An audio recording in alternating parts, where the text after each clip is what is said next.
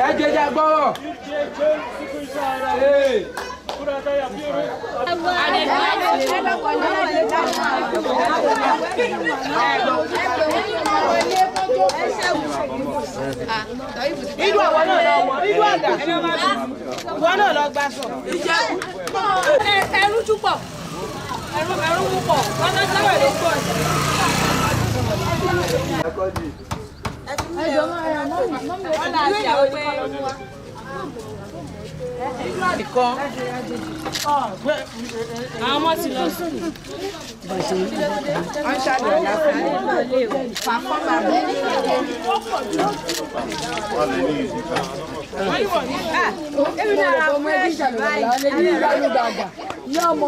Uluslararası Yardım Kuruluşu Avrupa Yetim Eli aracılığıyla bu su kuyusuna vesile olan, ismi Türkiye Çöl Su Kuyusu'na vesile olan Ebu Bekir Yalçın ve çevresindeki arkadaşları bu su kuyusuna vesile oldular. Rabbim kendilerinden razı olsun. Şimdi su kuyusunun açılışını yapması için hocamız dua yapacak inşallah.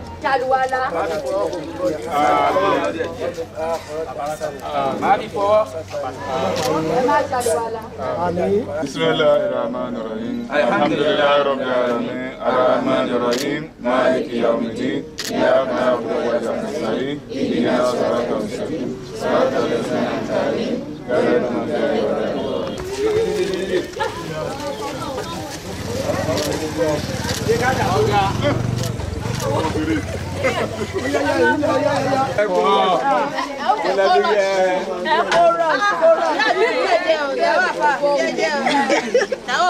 Burada açılışı için ben kendim burada bulundum.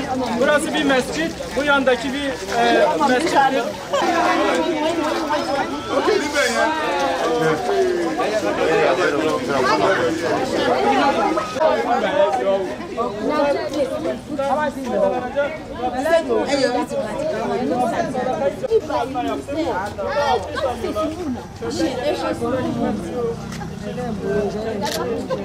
Katkıda bulunmuş olanlar varsa onlara da teşekkür ediyorum.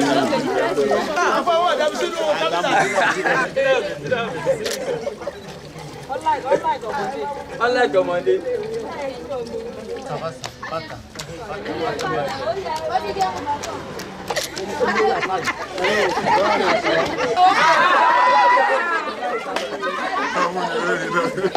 Nereye silosu?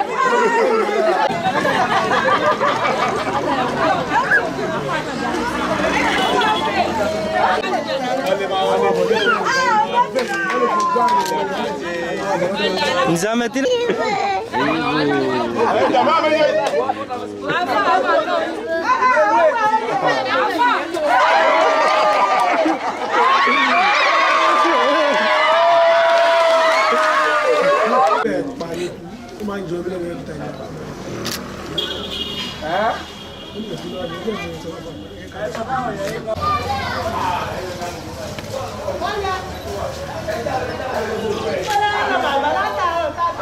Assalamu alaikum wa rahmatullahi wa barakatuh. My name is Abdel Ghani Bello. Thank you for the borehole that you do for here. We are very grateful for it. Please, if you can help us to complete our mosque, we still need a lot of things there. You can see it. We are praying on mat and no window and no door. If you can help us, we will be very grateful. Thank you. Almanya'daki hayırseverlerin yapmış olduğu hayırları Allah-u Teala kabul eylesin inşallah. Birazdan imam bizlere inşallah oradaki kardeşlerimiz için dua edecek. Duayı inşallah imama bırakırsın. May God Almighty Allah bless the family that do more for us. Amen. Increase their blessings. Amen. Inshallah. Amen. Amin. Amin. Amin. Àti wà mí láti fẹ́ sí ẹmọ́ ọ̀rẹ́. Àwa ti kúrò nígbà yín sẹ́yìn. Wọ́n ti kò sí ìrìn àwọn àjàwà rẹ̀.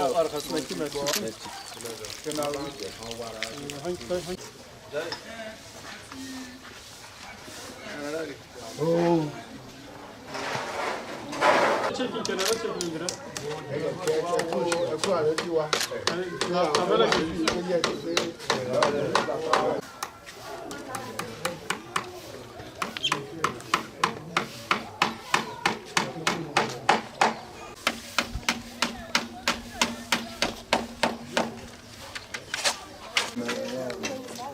Bazı yerlerde o olmadı mı ne olur?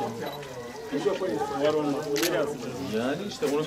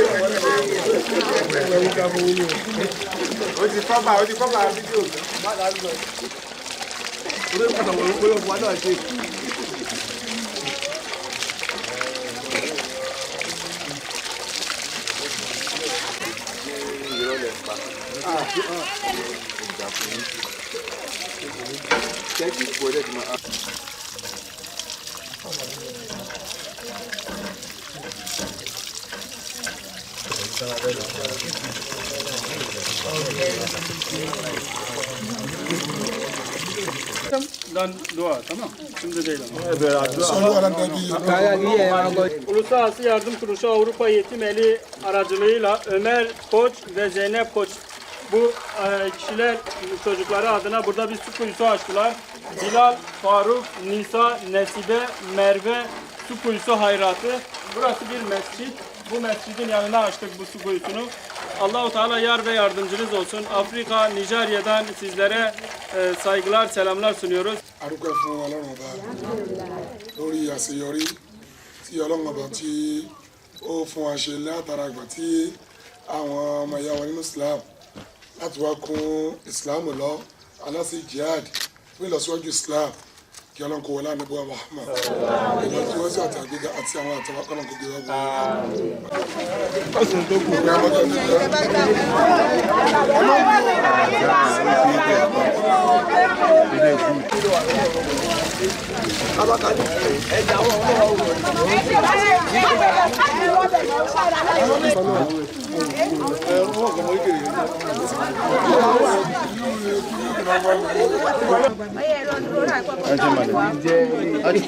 Cemalettin. Amin. Cemalettin.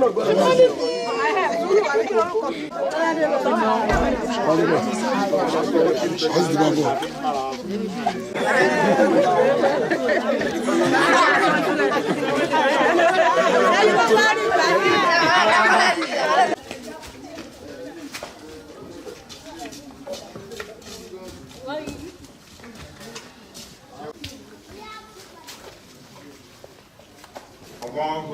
Allahu Akbar.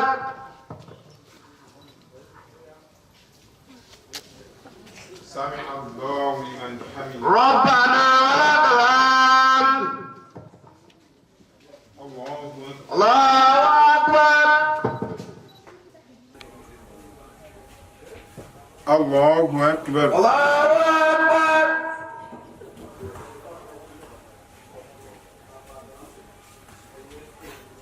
سمع الله لمن حمده ربنا ولك الحمد. الله أكبر Allahu Akbar.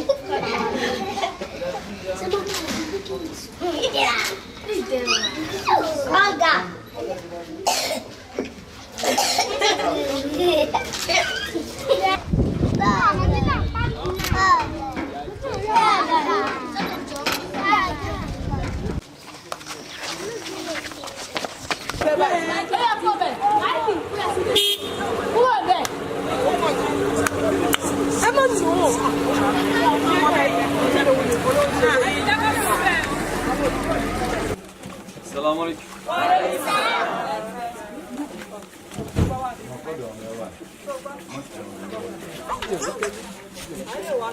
Abi hangisi olacak? İsim hangisi olacak? Selamun aleyküm.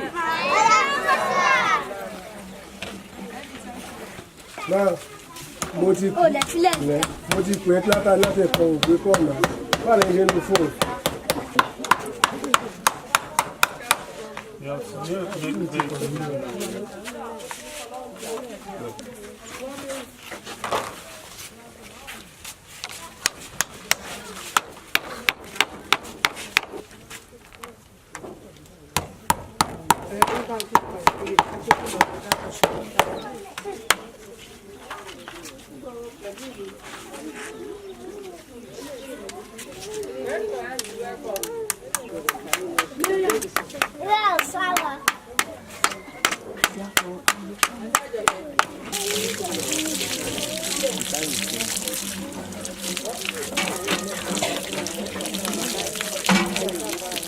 Leyla ve Abdüselim, bu da su kuyusu hayratı.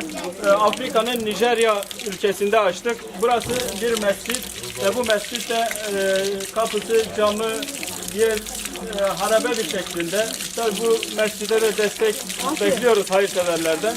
ولا حول ولا قوة إلا بالله العظيم الحمد لله الحمد لله الحمد لله رب العالمين بسم الله الرحمن الرحيم قل أعوذ برب الناس ملك الناس إله الناس من شر الوسواس الخناس الذي يوسوس في صدور الناس من الجنة والناس. Selamun aleyküm. Aleykümselam. Buradan Ahmet Guda abimize buradan bir seslenişimiz var inşallah. Madem böyle güzel bir hayra vesile oldun, bir su kuyusu açtın. Arkamızda bulunan bu caminin gerçekten görüntü değil. İnşallah madem bu güzel hayrı yaptın, bu caminin de biraz onarmasına vesile kılarak bu insanların biraz daha güzel ibadet etmesine vesile olursun. Yardımlarını bekliyoruz inşallah.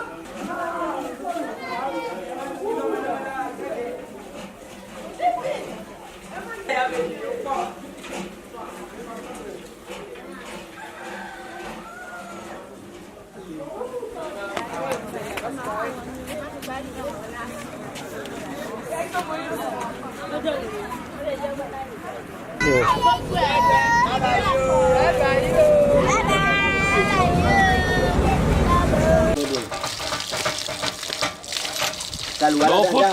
No food? Press down. Evet, bu arkadaş herhalde biraz tanırsınız. Selamünaleyküm.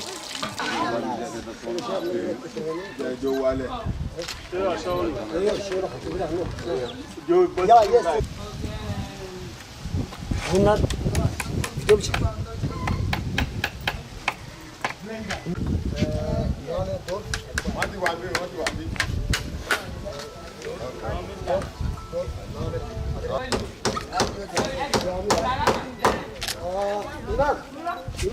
No. Andri, solo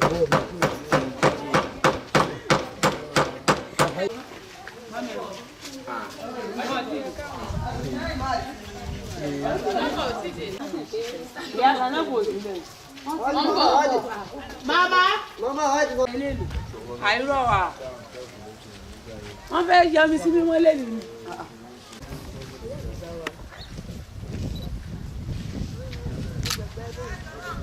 Muazzam Palaz su kuyusu birinci su kuyularının burada açtık. Bond köyünde. Bu su kuyusuna vesile olan kardeşlerimize teşekkür ediyoruz.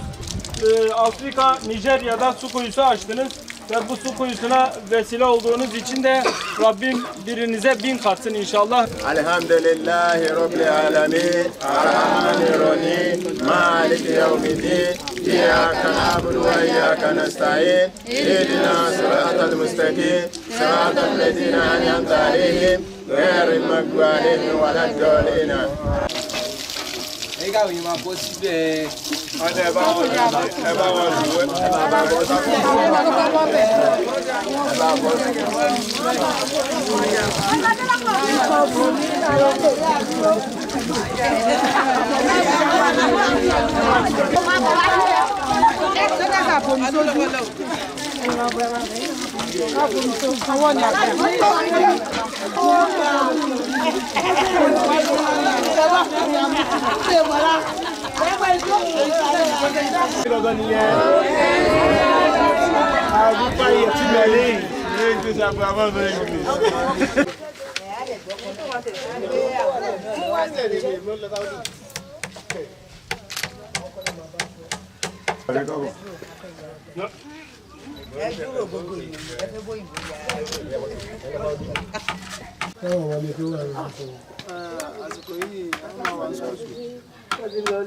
Lọ́nà tí kò séèyàn ní ìyá ẹ̀ lọ.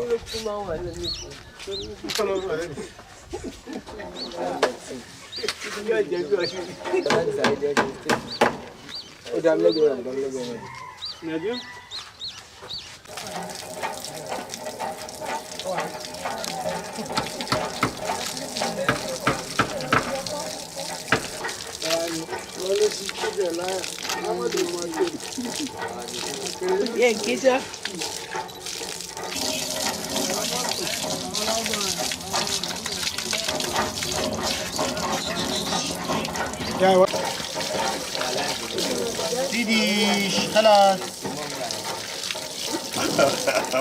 Burada su kuyularını açıyoruz.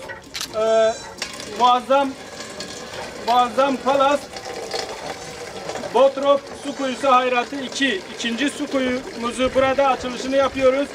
Bu su kuyusunda desteği olan kardeşlerimizin hepsinin tek tek Rabbim hayırlarını kabul etsin. Allahu Teala yar ve yardımcıları olsun. Rabbana zalamna anfusana ve lem tagfir lana ve tarhamna lanakunanna minel khasirin.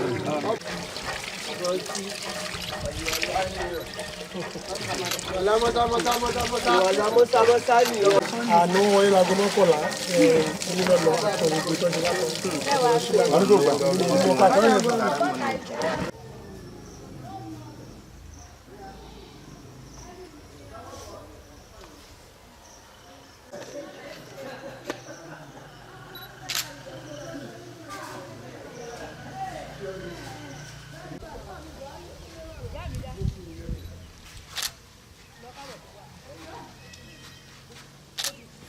Alhamdulillah, we give thanks to Almighty Allah for what you people have done to us, for the water that you help us to create in our mosques. And we still need some assistance about our mosques. We are still building it. We have not finished it. We need your assistance. May Allah be with you, and may Allah be with you, and may Allah be with you, and may Allah help you, so that we can use your hope to finish this mosque. This is Jumat mosque. We pray in conclusion, you people that yet term hell. So we plead to you to help us to finish this mosque. May Allah be with you and help you abundantly. Inshallah. Wa man tuqaddimu li anfusikum min khairi. You people are an international help organization. So may Allah be with you people. We appreciate what you have done for the water you create for us in our mosque. We still need some assistance about our mosque to finish. We need tiles, we need glass, we need window, we need ablution place, and we need tank, we need water to run about the mosque so that it can be useful for those people that pray Jumat here. May Allah be with you people. My name is Sulaiman bin Murtado, Imam at this central mosque at African Ogutedo, Nigeria, Ogun State, Nigeria. We stay here in Ogun State. It's Miss Sulaiman bin Murtado.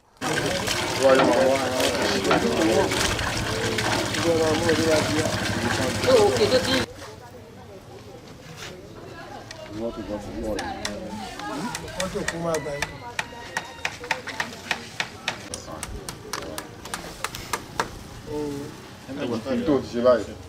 Avrupa Yetim Eli olarak Afrika'nın Nijerya ülkesindeki su kuyularımızı açıyoruz. Amin. Amin. Amin.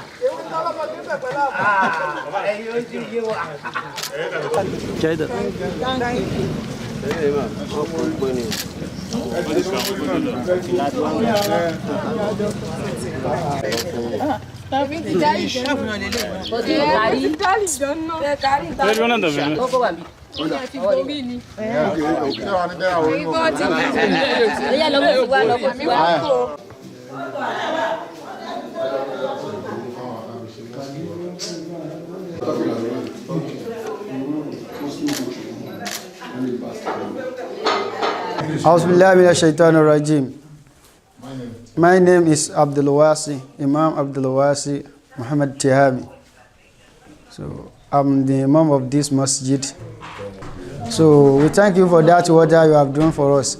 We need more help from you.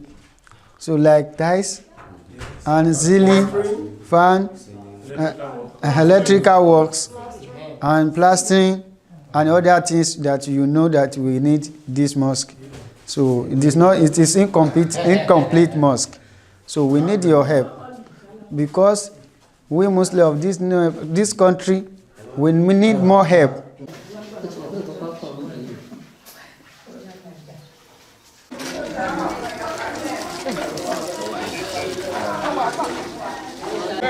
Oh, come. Come on.